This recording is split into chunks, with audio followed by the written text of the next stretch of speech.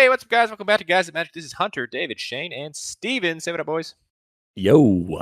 Hello. What up, nerds? We are back with another Commander Grades video. Still going through the Lost Caverns of Ixalan. This video being the Precon legendary creatures. All the brand new ones from each Precon deck. We're going to go through them. We're going to talk about them. We're going to give them a grade at the end. And then we'll give them a final grade between all of us. But before we get started, I just want to remind everybody that we do have a Patreon. If you wanted to be part of our Patreon, check the description down below. All these people on the screen are subscribed. Maybe you can get your name up here too. But yeah, let's go ahead and get started with the first ones from the Ahoy Mateys deck. The Face Commander, Admiral Brass, Unsinkable. It's 2, a blue, a black, and a red for a 3/3 legendary creature human pirate. It says when Admiral Brass Unsinkable enters the battlefield, mill 4 cards. It also says at the beginning of combat on your turn, you may return target pirate creature card from your graveyard to the battlefield with a finality counter on it. It has base power and toughness 4/4. It gains haste until end of turn. As a reminder, a finality counter, if it would die, you exile it instead. Steven, you did the Ahoy Mateys Precon upgrades. If you guys haven't seen those, check the description down below. What do we think of Admiral Brass Unsinkable? Hunter, you're right. I did have the honor of doing this deck, and I'm really glad I did. This card is absolutely nuts. Graveyard manipulation is insane. Grixis good stuff is insane. This card being able to constantly bring back a threat that your opponents got rid of, it's just great, man. I really do love this card. Yeah, this seemed like a really, really strong commander. Anytime you could just bring stuff back for free without having to pay, seems pretty good. There is that one downside, though, having a finality counter on it. Granted, there is ways like a nesting ground where you can remove the finality counter and actually put it on your opponent's things. That's pretty cool. But yeah, I think it's a very strong Grixis commander. I think really the only genuine downside here is that it costs 5 mana. And I know that that's actually not the biggest downside. It's just it's a little bit more on the expensive end of things. At the same time, I do feel like this is a commander that is going to scale really well whenever it comes to higher power, because she is really good whenever it comes to any kind of combo play. If you're just taking a deck right out of the Precon box and trying to suit it up from there, you are going to be a little bit more reliant on her just milling things. But there's a lot of really good pirates out there, and I think this card is a slam dunk. I think the pirate Kindred this go around, people kind of maybe looked over this deck a little bit because there were such other good Kindred decks out there, dinosaurs, merfolks, but this card was nuts, dude. Like Steven said, every time it was on the battlefield, it was impactful. The ability to rebuild the board too after a board wipe is nuts. This card was awesome. Yeah, I think that's why I really enjoyed this, is because, like David said, there's tons of good pirates out there, and so many pirates make treasures. I never really found myself in a spot where I couldn't cast Admiral Brass. It was great. I loved every game. Yeah, well, let's go ahead and move on to the grades for Admiral Brass. Steven, what are you giving her? A solid A for Admiral. Yeah, I think I'm going to be just below that. I'm going to give Admiral Brass a B here. Solid B for Brass, dude. I'm right there with you. That's disappointing because I'm actually in agreement with Steven for this one. I'm going to give her an A. Well, there we go. Starting off strong. Admiral Brass Unsinkable is definitely unsinkable with the average grade of an A. Moving on to the backup commander from Ahoy Mateys, it's Don Andres, the Renegade. It's 1, a blue, a black, and a red for a 4/3 legendary creature vampire pirate. It says each creature you control but don't own gets +2/+2, has menace and death touch, and is a pirate in addition to his other types. It also says whenever you cast a non-creature spell you don't own, create 2 tapped treasure tokens. Once again, we'll start with you, Steven. How are we feeling about Don Andres? So I found it really interesting that this came in the Precon, because this literally wants to do the complete opposite of what you want your deck to do. There are some ways to get this to work, but you really do have to build this as its own commander. Thankfully, we are doing a commander grades video. I absolutely love this card. It actually comes down before Admiral Brass does, and there are so many fun things you can do with your opponent's things and just cause a chaotic, shenanigan-filled environment.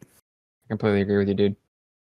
Not really a great out-of-the-box commander from the Precon, but you definitely do the thing. You build around it, and I've seen this card it looks just like a fun card. Like you take it to your Friday Night Magic with your buddies, and I mean they're not gonna have fun because you're gonna be playing all their spells and dealing all their creatures. But built appropriately, this could be a very fun.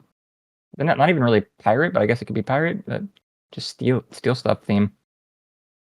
Yeah, it's very on flavor for it being a pirate. I do have some issues whenever it comes to this card, though. I just feel like this is a creature that it does require a very significant amount of setup, and without things really clicking together, I just don't know how effective this card is going to be. You do have to have that critical density of like steal your opponent's things spells in your deck. So this is also kind of to an extent, it's only as good as what your opponents are playing. And if they're not playing very many creatures, Don Andreas is not very good. Yeah, I feel like I kind of agree with Shane here. Stealing opponent's stuff seems like a really fun idea, especially if you're stealing opponent's commanders and just hitting everybody else with your opponent's commanders for commander damage. That would be a hilarious way to win. You don't actually win with your own commander damage, but everybody else's.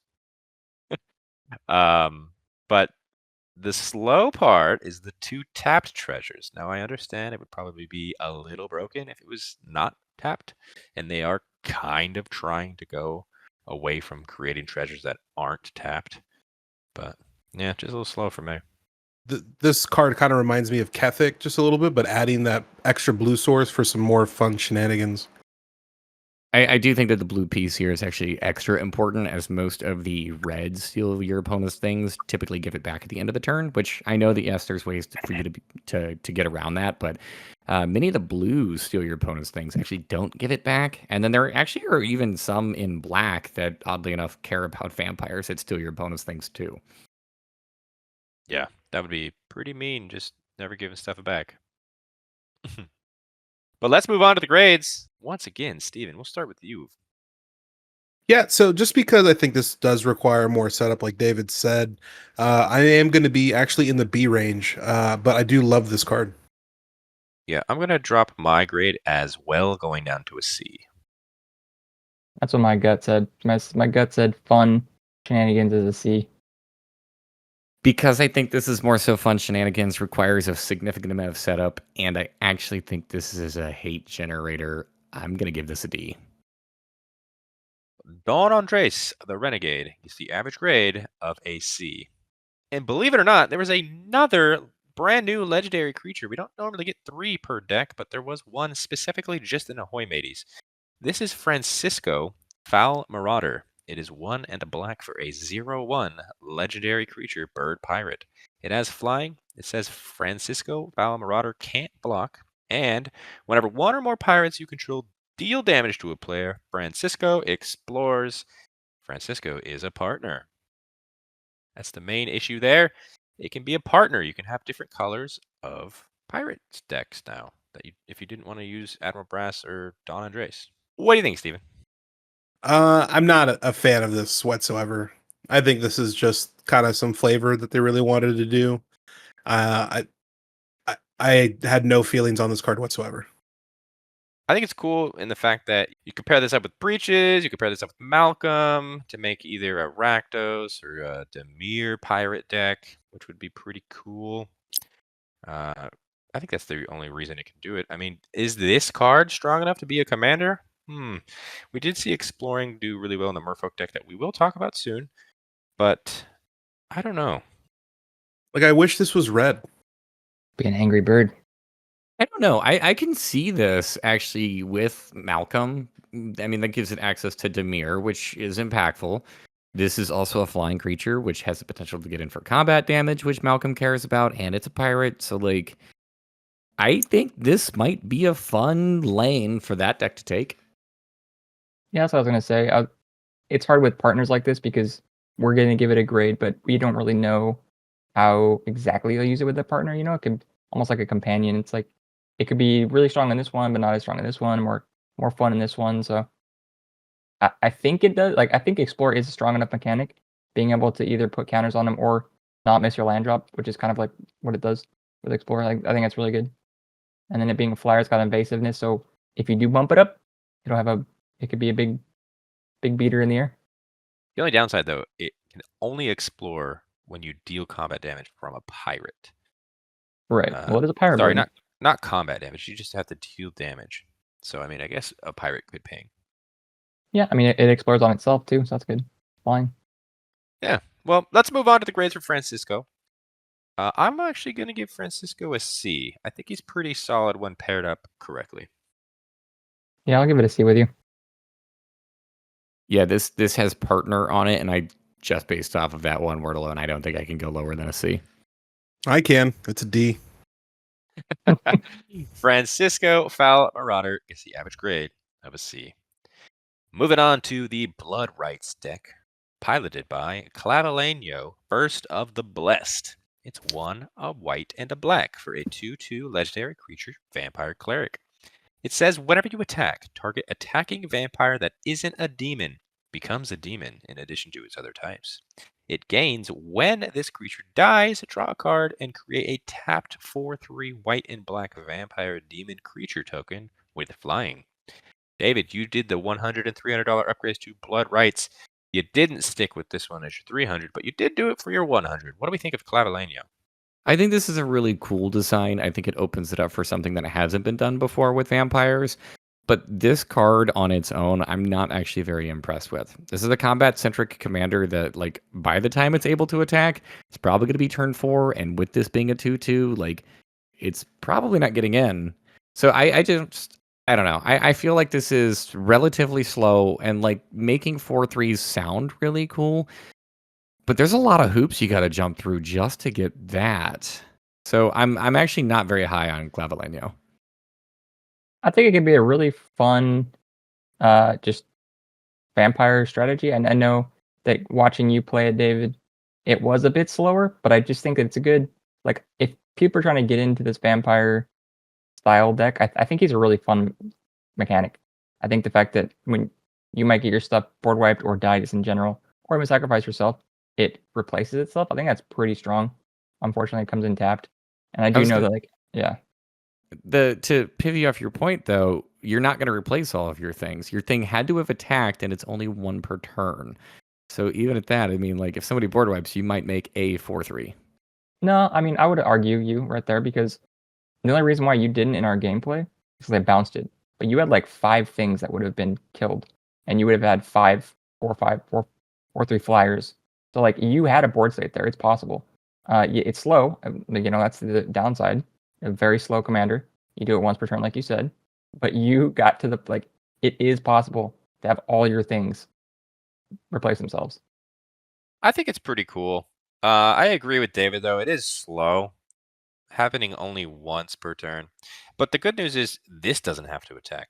I like that a lot. I like the fact that you can play this turn 3 and have your either turn 1 or turn 2 swing. I love this card simply for the fact that it's super cheap. Comes down pretty early. You can go ahead and start getting those attack triggers because you can just put that smaller creature out turn 2 or turn 1. This comes down turn 3, and then you get to attack. It doesn't say this has to attack, which is really good. I think this card is secretly pretty scary. You just build this low to the ground, and you got a great aristocrat sack deck. I suppose, yeah.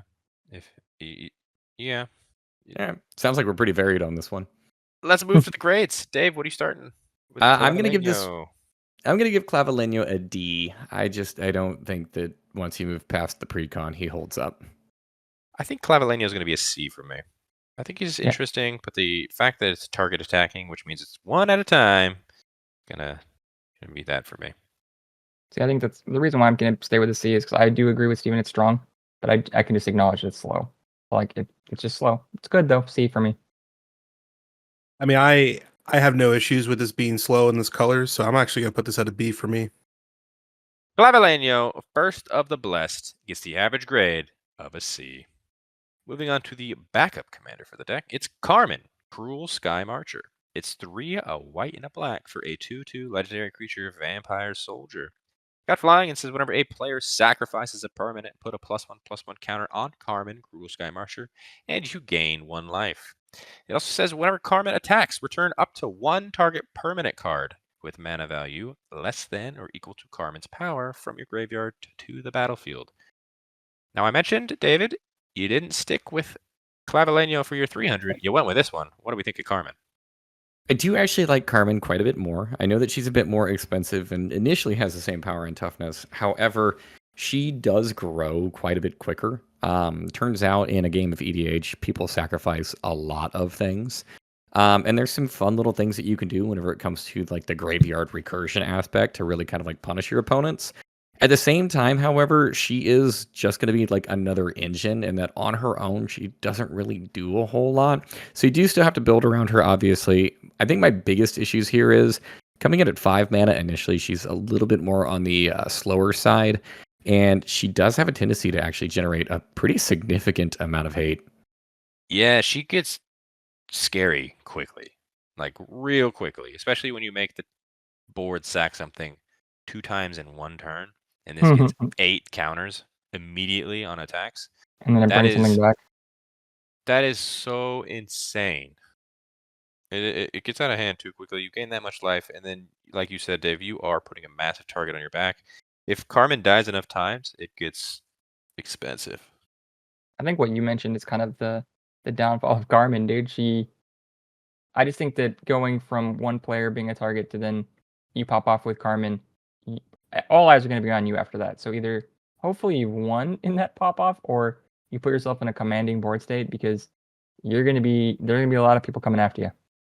I mean, that's the issue with this card. I don't even think so. You pop off and this dies, and then you got to spend 7 mana to get it back, and then you got to wait a turn for it to bring back what you want. It's a good card. You just need like some super strong protection for it, or just a way to like really get a lot of mana, because it's this is a very fragile deck.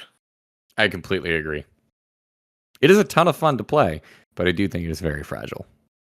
Yeah, felt like you were Well, felt like you were 0 or 100. 0 to 100 very quickly.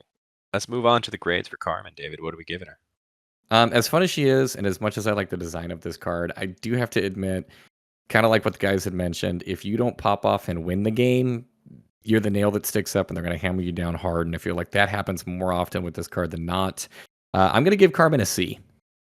Yeah, I like her, but I'm still going to give her a C with you, bud.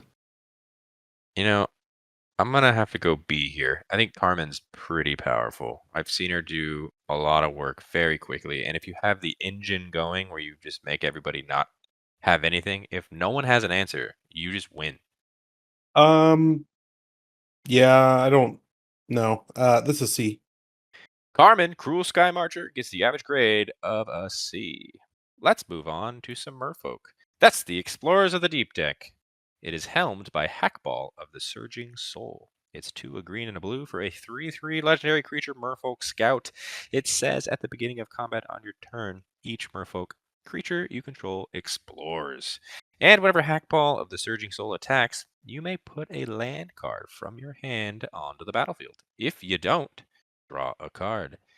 Jane, you did the $100 and $300 upgrade to the Explorers of the Deep. What do we think of Hakbal as a commander? Oh boy, let me tell you, if you like game actions, this is the commander for you, dude. Because there are a lot of triggers happening on this deck. It's very strong. I like all the abilities, being 2 of them, I guess. I like the fact that all your merfolk are going to either get a 1/1 counter or draw you the land. As long as you have ways to put other lands on the field, you're going to be ramping like crazy. He ramps for himself. Like, there's a lot to like in this card. I think the downsides to it were it did feel, at some points a little fragile. Not as fragile as like what we just talked about with Carmen, but because you can rebuild a little easier. But once you get knocked down a couple times, I felt like I wasn't able to pop off as much while playing him. But he's still one of my favorite new Merfolk commanders. I'm very stoked on him, man. So you don't feel like when you get knocked down, you can just get right back up again? Is there a song right there you're trying to say to me, Steven? No. It's one of those things too, where like when you get knocked down, you can rebuild fairly easy, right? But then you're kind of wait a turn, even though you can explore right away. I did a lot of exploring for 2 or 3 times, and then saying, well, I don't have haste or anything, so I pass. And then I was kind of at the whim of, what do you guys want to do now? And you guys see it and you go, oh, I know that's going to be a problem. I should probably deal with that problem. So it's like, I don't know. That was my problem.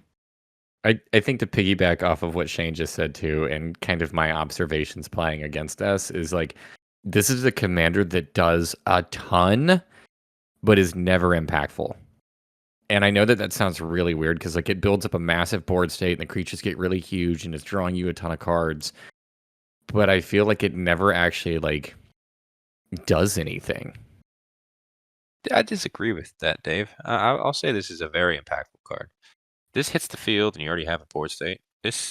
You pop off very quickly. You become the target. We just mentioned that with Carmen.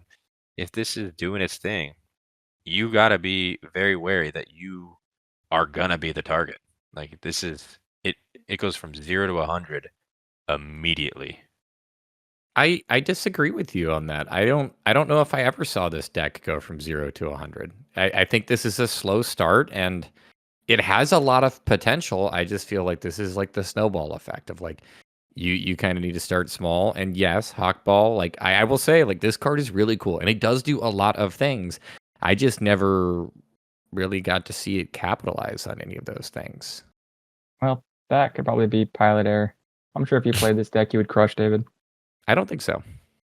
I mean, I don't think it was pilot error. I mean, when I saw this deck, I kind of thought of another way to build it, but it's just this deck is great, man. I love what Shane did for the most part with this. I mean, it's not the way I play, but I mean, this deck did for sure pop off. So I will disagree with David on that. If it weren't for the fact that I think everyone kind of popped off a little bit and then we had to deal with each other, this is terrifying, man. I think you can go low to the ground with creatures like this and just the enchantments that are in this deck to constantly get you new merfolk, whether you're paying or you get them for free, and it's not even a once a turn clause. The deck manipulation that you're able to do, whether you want something or you can just continuously keep the same card on top and just put +1/+1 counters. I love everything about this deck. I'm pretty like I do love the pirates, but this I think was my favorite. Same. We say it all the time. Card draw wins games, and when card draw is pretty much staple to a commander, very good in my eyes. Let's move on to the grades. Shane, what are you giving Hakbal of the Surging Soul? I'm going to give Hakbal a B from my experience. He was very strong, very fun. I liked him a lot. I, too, am going to give Hakbal a B. I think he's pretty powerful. I'll go ahead and get this out of the way. Hackball's an A for me. And I'm actually going to give it a C. I was not impressed playing against this. Hakbal of the Surging Soul gets the average grade of a B. Moving on to the backup commander for Explorers of the Deep, it's Xolatoyac, the Smiling Flood. It's 4 green and a blue for a 6/6 legendary creature, Salamander Serpent. It says when it enters the battlefield or attacks, put a flood counter on target land. That land is an island in addition to its other types for as long as it has a flood counter on it. And it also says at the beginning of your end step, untap each permanent you control with a counter on it. So, Shane, once again, let's talk about this one. Super cute. I did take this card out of the Precon, so I don't have firsthand experience with it. But just looking at it, I think it's a strong ability if you can get everything on your board with a counter to untap. That seems very strong. 6 mana is a lot. But obviously you're in great colors to ramp.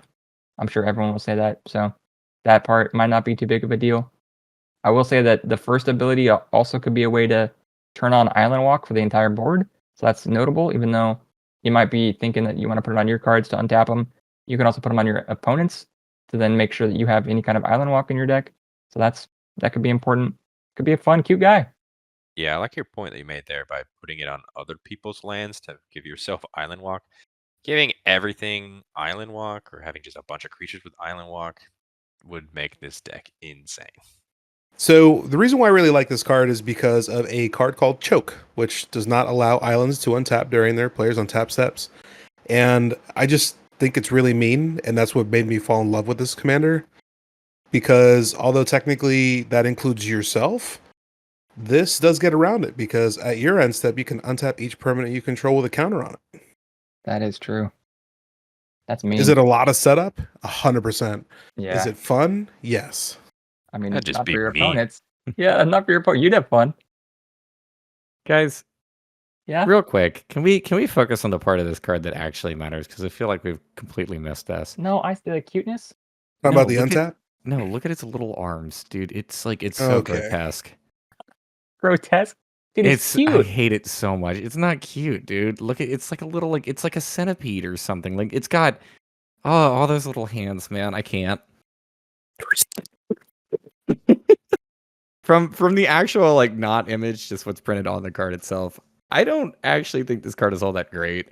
It's kind of like a Seedborn Muse, I guess you could say, in your command zone, which is really neat, but this is more expensive and significantly slower. I'm just not the biggest fan here. I think that it requires a lot of setup and it doesn't do a ton. Given that you do untap all your things with counters on them, so that can be more than just flood counters. So like that's cool. I just don't think it's doing enough to actually like warrant helming a deck. Let's move on to the grades. Shane, what are you giving Xolatoyac? I'm giving this cute little million hand cute guy a C. Yeah, I don't know if I'm going that high, to be honest. I think I'm going to give him a D. He's very cute.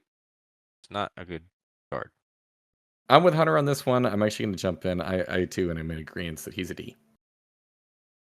Yeah, I'm actually going to go ahead and agree with Shane. This is a C, and to be honest with you, I really want to give it a B, but it is very slow, and slow. Xolatoyac, the Smiling Flood, gets the average grade of a C. And finally, moving on to the last precon of this cycle, this is Velociraptor, helmed by Pantlaxa, Sun Favored. It's 2, a red, a green, and a white for a 4/4 legendary creature dinosaur. It says whenever Pantlaxa, Sun Favored, or another dinosaur enters the battlefield under your control, you may discover X, where X is that creature's toughness. Do this only once each turn.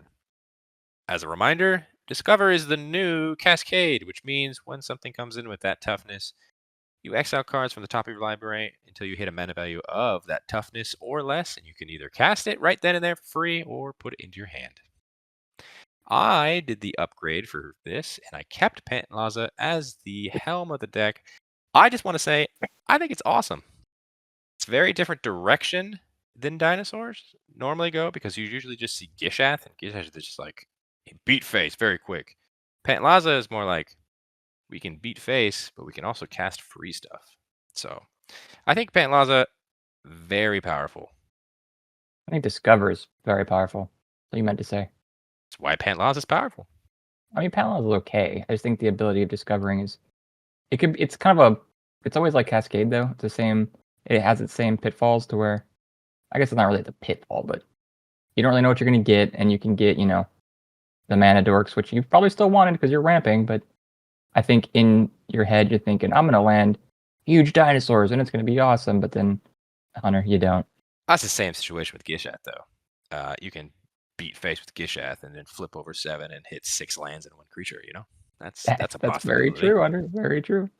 Yeah, I think this card's really amazing. I think that Discover is actually better than Cascade. I love the fact that you can put it in your hand. To be honest with you, it actually made a very impactful difference in our recent 300 game. Stay tuned. I'm not going to spoil it, but it's actually kind of crazy how that worked out. And seeing that made me realize that it's pretty great, man. Yeah, when you can cascade into a removal spell and realize, I kind of want to save this removal spell and not play it immediately, you just put it in your hand, that's very good. Yeah, I think that's the worst part is that I think in one of our games, I can't remember if, I don't think this one's got posted, but I think you discovered into a Path to Exile and you just obviously have to reveal it and you just had it in your hand and we all were just like, oh shit. When is he going to cast it? Yeah. I don't know. I'm in agreement for the most part with you guys. I think this is a really cool design. I think it's definitely unique. I don't know if this takes the helm as like the go-to dinosaur commander. Coming in at 5 mana, it is a little bit more of a cheaper option than some of the other choices. However, I also feel like it's a little bit less impactful than the other choices are as well. I do like Discover as a mechanic. I don't like once per turn. I don't know. This card to me, like, it's not necessarily great, but it's most certainly not a bad card. Dude, if it wasn't once per turn, holy shit. It would just cascade. It would it'd be like playing the Sliver deck. What's it called? Sliver deck. Yeah, jeez. But yeah, David is absolutely correct. I don't know if this replaces the Helm of other dinosaur decks. I still think Gishath is the go-to commander, and this is going to slide very nicely into that deck. Let me tell you that. But yeah, let's move on to the grades. I am giving Pantlaxa Sunfavored a nice B. I still think it's powerful enough. I'm with you, bud. I'm giving it a B as well. I'm going to give it a B as well, and I'm actually going to go as far to say I think this is better than Gishath. Wow. Hot take, baby. You know what? I'm gonna jump in and I'm gonna give it a B, and I'm gonna take that hot take to say that I still prefer Gishath. Yep. Pantlaxa Sunfavored gets the average grade of a B. Moving on to the final card, which is also just the backup commander for the Velasa Ramp Door deck. It is Wayta, Trainer Prodigy. It is just red, green, and a white for a 1/5 legendary creature human warrior. It has haste and an ability where you can pay 2 and a green, tap it, target creature you control, fights another target creature. This ability costs 2 less to activate if it targets 2 of the creatures you control. If a creature you control being dealt damage causes a triggered ability of a permanent you control to trigger, that ability triggers an additional time. I removed this from my dinosaur deck for a couple of reasons. One, it's not a dinosaur. And two, it wants to be something completely different than what just smashing dinosaurs. And this is kind of just like an enraged commander. You want to throw a bunch of enraged dinosaurs with this one, make them fight each other, and you're going to get double enraged triggers. It's really powerful if you're making Polyraptor continue to fight and you're just getting a bunch of Polyraptors, because that will pretty much go infinite if you're getting double the triggers, right? Yeah, that's That if makes you have sense. a way to untap this, that is. So I really like this commander, and part of the reason why is because I feel like this actually does deviate from the dinosaur deck a little bit, and that this actually doesn't care about dinosaurs at all. This is a Naya fight and enrage commander, and I think that this is really cool. I do think that this is a commander that gives access to just kind of like repeated removal, assuming that your creatures are going to be bigger. I think that there's ways that you can manipulate this too. So if you play like a lot of Death Touchers, for example, your creatures are just going to start fighting your opponent's creatures, and then you're just going to have like consistent removal up. So I do think that this one is pretty neat. I like it for the access for enrage. I also think this is a relatively I don't want to say like relatively low hate commander, but I don't imagine that most people are going to be targeting this to kill this off whenever you're going to be dropping other bigger, scarier things. So I actually do like this card quite a bit. She's cheap, dude. So I like the fact that you can play her multiple times a game if she does end up dying. But like David mentioned, I don't see this gaining a bunch of hate generation. It's because I'll probably be like, all right, whatever, dude. You do you over there. You're just playing solitaire or something. I don't know. You're playing with your own creatures. So that's probably a cool thing. Double any kind of triggers is always strong though. So I can definitely see this like built if it's built properly. You will probably be doing something pretty cool multiple times. So that's awesome. Yeah, we also don't need to just fight our own stuff. I mean, it'd be nice That to too, make yeah. it cheaper. But this is basically removal on a stick if you're just putting in giant creatures in your deck. You're just like, Yeah. all right, I'm going to destroy that creature, and then I'm going to hit you with it. 100%, dude. 3 mana isn't that bad. You just have it fight. I mean, I love it. I think that this is a really good fight commander. Whether you're doing the enrage mechanic with your dinos or you're just kind of have some big smashy, creatures. I think this is going to be an all-around fun card. I think we can move on to the grades for Wayta. I'm going to give it a C. Yeah, I think that it's still kind of a narrow-ish lane, so I'm going to give her a C as well. Yeah, I think it's a little slow and like you guys said, narrow, so I will agree with a C. This card is here for fun. It's not here for power. This is a C. Wayta Trainer Prodigy is the average grade of a C. And that is going to do it for us today. If you liked this video, hit that like button. Subscribe to the channel if you haven't done so already so you're not missing out on any of the other cool content we're coming out with. Once again, if you wanted to see all these deck upgrades of the decks that we just talked about, check the description. You'll see the 100 and 300 decks of each one. Also in the description, we have a Patreon. That is right. You can follow us on Patreon. Once again, as a reminder, all these awesome people here are subscribed to us. Join them. Join the party.